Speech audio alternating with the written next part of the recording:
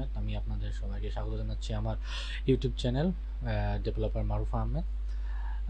এইখানে আমরা মূলত শিখব যে ওয়ার্ডপ্রেস কিভাবে ইনস্টল করতে হয়। মানে মূলত এটা হচ্ছে আমার ওয়ার্ডপ্রেস একটা সিরিজ হবে, যেখানে আমরা দেখব যে একটা বেসিক একটা থিমকে কিভাবে ডেভেলপ করে আরও সুন্দর করা যায়। তো আমরা এক প্রসেস ধীরে ধীরে দেখব। তো প্রথমে আমরা চলুন দেখে নিই কীভাবে ওয়ার্ডপ্রেস ইনস্টল করতে হয়। wordpress.org-তে যেতে হবে, যেটা লিঙ্ক আমি ডিসক্রিপশনে দিয়ে দিব। wordpress.org হচ্ছে ওয়ার্ডপ্রেসের মেন সাইট, যেখান থেকে আমরা প্লাগইন, থিম এবং ওয়ার্ডপ্রেসের যত ফাইল আছে সব কিছু আমরা এখানে পাবো। তো এইটা হচ্ছে আমাদের ওয়ার্ডপ্রেস এরকম লুক হবে যখন আমরা ইনস্টল করব। তো চলুন আমরা ইনস্টল করে নিই। প্রথমে ফাইলটাকে ডাউনলোড করে নিই। তার জন্য আমাদের যেতে হবে গেট ওয়ার্ডপ্রেসে এসে একটু স্ক্রল করে নিচে চলে আসতে হবে ওয়ার্ডপ্রেস। তো আমি এটা ডাউনলোড করে নিলাম, আমার ডাউনলোড হয়ে গেছে। তো আমি এটাকে সাইডে রেখে দিলাম। এরপরে আমরা সরাসরি চলে যাব আপনি গুগলে যাবেন, সরি এখানে এসে লিখবেন জ্যাম ডাউনলোড লিখলে এই যে প্রথম যে লিঙ্কটা চলে আসছে apache-friend.org, এই লিঙ্কে ক্লিক করবেন। এই লিঙ্কে ক্লিক করার পর লেটেস্ট যে যে সফটওয়্যার মানে সার্ভারটা আছে সেটা ইনস্টল করে নেবেন। যেমন এই যে, তো আমি এটা ডাউনলোড করতেছি না কারণ আমি অলরেডি সার্ভার ইনস্টল করা আছে। তো সার্ভার যখন ইনস্টল প্রসেসটা একদম ইজি, আপনি জাস্ট নেক্সট করে ক্লিক করে আপনি ইনস্টল করে ফেলতে পারবেন। তো যেহেতু আমার ইনস্টল করা আছে, আমি সরাসরি আমার সার্ভারটাকে আমি অন করে দেখাচ্ছি। উইন্ডোজ মানে ক্লিক করলে জাস্ট এখানে আপনি লিখবেন XAMPP, লিখলেই দেখবেন যে এই যে চলে আসছে সার্ভার কন্ট্রোল। জাস্ট এখানে ক্লিক করবেন, এই প্যানেলটা চলে আসবে। এই প্যানেলে শুধুমাত্র আমরা অ্যাপাচি এবং MySQL সার্ভারটি ইনস্টল করব। আমাদের কাজের জন্য এই দুটো সার্ভারই অলওয়েজ লাগবে। আমরা একটু ওয়েট করবো যে পোর্টগুলো অ্যাক্টিভ হওয়ার জন্য। দেখছেন অ্যাপাচি সার্ভারের পোর্টটা অ্যাক্টিভ হয়ে গেছে, MySQLটা একটু টাইম লাগছে। ওকে, MySQLটাও চলে আসছে। তো আমরা এটাকে সাইড করে রেখে দিলাম। এখন আমাদের আপাতত কাজ এখানে শেষ। তো মনে আছে আমরা যে ওয়ার্ডপ্রেস ফাইলটি ডাউনলোড করেছি, তো সেই ফাইলটা আমি ডাউনলোড করেছি আমার পিসি ডাউনলোডসে কম্পোজিটে, এই যে আমি ডেস্কটপে নিয়ে আসি এখন আমাদেরকে এই wordpress.org এর ভেতরে যে ফাইলটি আছে, ওয়ার্ডপ্রেসের ফাইল আছে, এই ওয়ার্ডপ্রেসের ভেতরে যতগুলো ফাইল আছে এগুলোকে আমাদেরকে রাখতে হবে একটি সার্ভারে। তো আমরা পাবো কোথায় সেই সার্ভারটা? আমরা তো সার্ভার ইনস্টল করেছি, বাট এখন আমাদের ফাইল কোথায় রাখতে হবে চলুন সেটা দেখি। প্রথমে পিসিতে যাবেন, সিতে চলে আসবেন। আসলে দেখবেন যে জ্যাম নামে একটি ফোল্ডার আছে। তো জ্যাম্পে ক্লিক করবেন এবং লোকাল হোস্ট, আমাদের যত সার্ভারে যত কাজ করবো লোকাল হোস্টের সব কিছু htdoc-এ লোড হবে। htdoc-এ আমাদের ফাইলগুলো স্টোর করে রাখতে হবে, htdocs। তো htdocs-এ ঢুকলেই এইখানে আমার প্রিভিয়াস কিছু কাজের ফাইল আছে, সো আমরা এটা দেখবো না। আমরা একটি ফোল্ডার ক্রিয়েট করব। এখানে আমরা যতগুলো ফোল্ডার ক্রিয়েট করব সেই ফোল্ডারগুলো আমরা লোকাল হোস্টের মাধ্যমে চেক করতে পারবো। তার আগে আমি দেখিনি কি আমাদের যে সার্ভারটা অ্যাক্টিভ হয়েছে সেটা কি কাজ করছে কিনা। তো সেটা কাজ করার জন্য আমরা ফার্স্টেই আমাদের ব্রাউজার ওপেন করে নেব। আপনি যে কোনো ব্রাউজার ওপেন করতে পারেন, ক্রোম, ফায়ারফক্স, সাফারি, আপনার পছন্দের যে কোনো ব্রাউজার আপনি ওপেন করবেন। আসার পর এইখানে জাস্ট অ্যাড্রেস বারে, এটা হচ্ছে অ্যাড্রেস বার, এই অ্যাড্রেস বারে জাস্ট লিখবেন লোকাল হোস্ট, এটা লিখে এন্টার দিবেন।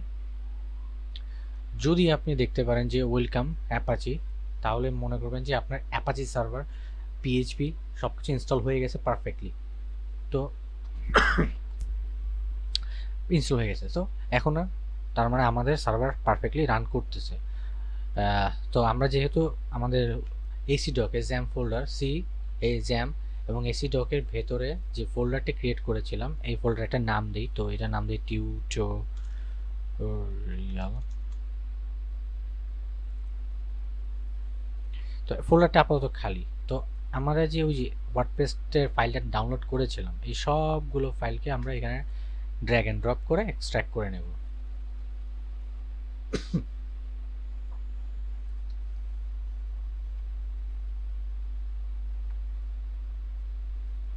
ওকে, সব কিছু চলে আসছে এখানে। তো আমাদের আপাতত এইখানে কাজ এই পর্যন্ত শেষ। আমরা চলে যাব ব্রাউজারে। আমাদের এখন ডেটাবেস ক্রিয়েট করতে হবে। এখন হচ্ছে আমরা ডেটাবেস তৈরি করব। ডেটাবেসের জন্য লোকাল হোস্ট পিএইচপি মাই অ্যাডমিন, সেম অ্যাড্রেস বারে যখন লিখবেন পিএইচপি মাই অ্যাডমিন, এই অ্যাডমিন এই আপনারা চলে আসবেন হচ্ছে এই ডেটাবেস। এটা হচ্ছে আমাদের ডেটাবেস, লোকাল ডেটাবেসে আমরা এখানে ক্লিক করলাম। ডেটাবেস এখানে অনেকগুলো আমার ডেটাবেস তৈরি করা আছে। সো এখানে আমি সেম নামে, যেহেতু আমাদের ফোল্ডারটা যে নামে দিয়েছি আমি সেম নামে দিচ্ছি, আপনারা চাইলে যে কোনো নামে দিতে পারেন, বাট বোঝার স্বার্থে সুবিধার স্বার্থে আমি সেম নামটাই দিচ্ছি, টিউটোরিয়াল। আমি এটাকে কপি করে নিলাম, ক্রিয়েট করলাম, ডেটাবেস ক্রিয়েট হয়ে গেছে। আমাদের ডেটাবেস ক্রিয়েট হয়ে গেছে, বাস ডেটাবেসের কাজ এখানে শেষ। আমরা জাস্ট খালি এখান থেকে লোকাল হোস্টে রেখে বাকি সবগুলো ডিলিট করে দিয়ে জাস্ট ফোল্ডার নেমটা বসাবো আর এন্টার দিব। মানে এখন ওয়ার্ডপ্রেসটাকে আমরা ইনস্টল করব। তো এসি ডকের ভিতরে যখন আমরা টিউটোরিয়াল লিখবো, মানে ফোল্ডার নেমটা লিখবো, তখন হচ্ছে হলো অটোমেটিকলি হচ্ছে ওয়ার্ডপ্রেস ইনস্টলেশন পেজ চলে আসবে। দেখুন wp admin /setup config.php, মানে সেটআপ প্রসেসটা এখন শুরু হতে যাচ্ছে। তো আপনারা প্রথমে এই পেজটি দেখবেন। তো আপনারা চাইলে আপনাদের পছন্দ অনুযায়ী আপনার ল্যাঙ্গুয়েজ চেঞ্জ করে নিতে পারেন। তো আমি ইংলিশটাই ডিফল্ট রেখে নেক্সট কন্টিনিউতে ক্লিক করলাম। তারপর লেটস গোতে ক্লিক করব। ওকে, এখানে হচ্ছে আমরা যে এখন হচ্ছে আমাদের কিছু জিনিস এখানে দিতে হবে এবং কিছু জিনিস মাথায় রাখতে হবে। এটা হচ্ছে ডেটাবেস নেম, যেটা আমরা প্রিভিয়াসলি দিয়েছিলাম। ডেটাবেস ক্রিয়েট করার সময় যে ডেটাবেস নেম দিয়েছিলাম টিউটোরিয়াল, সেই ডেটাবেস নেম দিব। লোকাল হোস্টের ক্ষেত্রে ডেটাবেসের নেম থাকে হচ্ছে বাই ডিফল্ট রুট এবং পাসওয়ার্ড নাম থাকে। আর কিছু কিছু ক্ষেত্রে অনেক ডেভেলপাররাই লোকাল হোস্টে যখন তারা নিজেদের সার্ভারে কাজ করে, মানে লোকাল হোস্টে পিসিতে যখন কাজ করে, তখন তারা অনেক ক্ষেত্রে অনেক ডেভেলপাররাই হচ্ছে তাদের নিজস্ব ইউজারনেম পাসওয়ার্ড দিয়ে থাকে ডেটাবেসকে প্রোটেক্ট করার জন্য। যেহেতু আমাদের ডেটাবেসে কোনো ইউজারনেম পাসওয়ার্ড নেই, তো সেই ক্ষেত্রে আমরা ডিফল্ট ইউজারনেম পাসওয়ার্ড ইউজ করবো। সেটা হচ্ছে ডিফল্টটা হচ্ছে রুট, আর হচ্ছে পাসওয়ার্ড হচ্ছে ব্ল্যাঙ্ক, মানে ব্ল্যাঙ্ক হচ্ছে এমটি ব্ল্যাঙ্ক। এটা এভাবেই চলে যাবে, আর বাকি যা আছে সেভাবেই রাখবো এবং সেটাপে ক্লিক করে দেবো, রান ইনস্টলেশন। এখন আমরা এই মুহূর্তে চলে এসেছি ওয়ার্ডপ্রেস সেটআপের লাস্ট স্টেপে, যেখানে আমাদেরকে অলরেডি বলতেছে welcome to the famous 5 minute WordPress installation process. তো এইখানে হচ্ছে আমাদের 5 মিনিটেরও কম সময় লাগবে এটা সেটআপ করতে। সো এইখানে হচ্ছে আমরা দরকারি ইনফরমেশনগুলো দিব, যেগুলো হচ্ছে আপনার সাইটের নেম। আমরা সাইটের নেম সেম দিলাম, টিউটোরিয়াল, বানান ভুল করছি কেন, টিউটোরিয়াল। ইউজার নেম দিলাম আমরা আমার নামেরই মারুফ। কখনো ইউজার নেম অ্যাডমিন ইউজ করবেন না। বাই ডিফল্ট যে ইউজার নেম আপনারা অ্যাডমিন ইউজ করেন, এটা করবেন না, কারণ হচ্ছে এটা হ্যাকিংয়ে খুবই সহজ করে। সো এই নাম চেঞ্জ করে আপনারা চেষ্টা করবেন কিছুটা ইউনিক নাম, কিছুটা কঠিন নাম দেওয়ার জন্য। তো এই ক্ষেত্রে আমি আমার নিজের নামটাই দিয়েছি টিউটোরিয়াল পারপাসে, এবং অবশ্যই পাসওয়ার্ড স্ট্রং রাখবেন। আমি টিউটোরিয়াল পারপাসে জাস্ট বেসিক 1 2 3 4 5 6 দিলাম এবং বললাম যে yes it confirmation this is my password. So আর এখানে হচ্ছে একটা ইমেল অ্যাড্রেস দিতে হবে, মারুফ আহমেদ। আমি আমার ইমেল অ্যাড্রেসটা দিলাম।